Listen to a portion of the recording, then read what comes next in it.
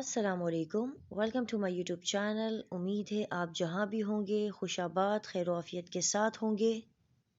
आज मैं बना रही हूँ बहुत ही मज़ेदार, बहुत ही कारआमद गुड़ की चटनी, जो कि बहुत सी रेसिपीज़ में आपके बहुत ही काम आने वाली है। तो चलिए स्टार्ट करते हैं हमारी आज की रेसिपी। बिस्मिल्लाहिर्रहमानिर्रहीम।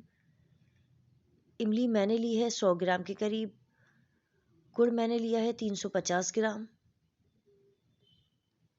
खजूर मैंने ली है 100 ग्राम, जिसके मैंने बीज निकाल लिए हैं। गुड़ की खट्टी मीठी चटनी के जो मेन इंग्रेडिएंट हैं हमारे, वो ये 3 हैं। पानी तकरीबन 1.5 लीटर के करीब है, जिसे मैंने गर्म होने के लिए रख दिया था।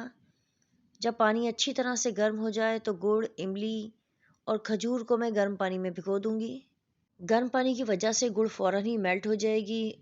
इमली और खजूर भी हमारी सॉफ्ट हो जाएंगी, जिसकी वजह से हमें उसके बीज निकालने में बहुत ही आसानी होगी। तकरीबन 15 से 20 मिनट बाद जब पानी थोड़ा ठंडा हो गया था, तो मैंने इमली के बीज निकाल लिए थे। इमली के बीज निकाल कर इमली का जो पल्प है वो मैं ट्रांसफ़र कर रही हूँ ब्लेंडर जार में। साथ ही मैं इसमें शामिल कर दूंगी बीज निकाली हुई खजूरें। गुड़ जो मैंने भिगो कर रखी थी, गुड़ तकरीबन मेल्ट हो गई है। इसमें पानी हम ऐड नहीं करेंगे, यही गुड़ वाला पानी मैं इसमें ऐड कर रही हूँ।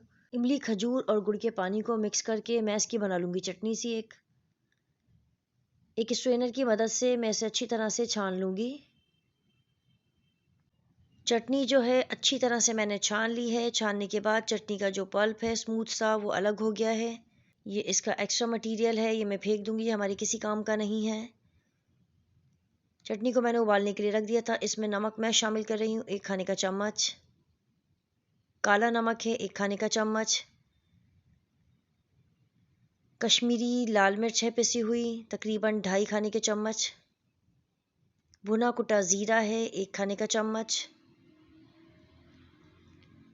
शक्कर मैं इसमें शामिल कर रही हूँ 2 खाने के चम्मच।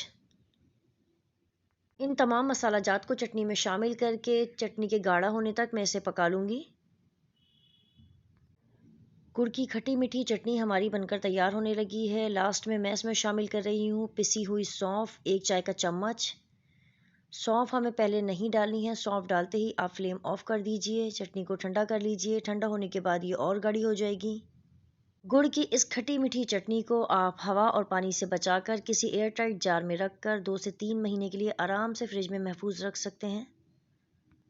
अगर आप मेरी रेसिपीज़, मेरी रेमेडीज़ ट्राई करते हैं, आपको मेरी रेसिपीज़, मेरी रेमेडीज़ पसंद आती हैं, तो अपना फ़ीडबैक ज़रूर दिया कीजिए और मेरे चैनल को लाइक, शेयर एंड सब्सक्राइब करना ना भूलिएगा।